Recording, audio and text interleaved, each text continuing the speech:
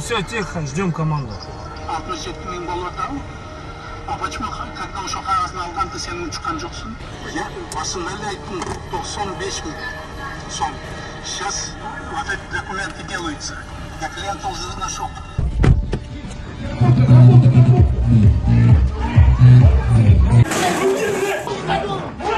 Руки задул!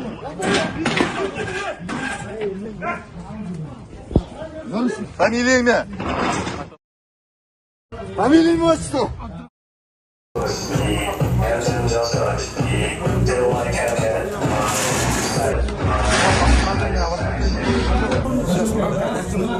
По факту вымогательства. Правый карман.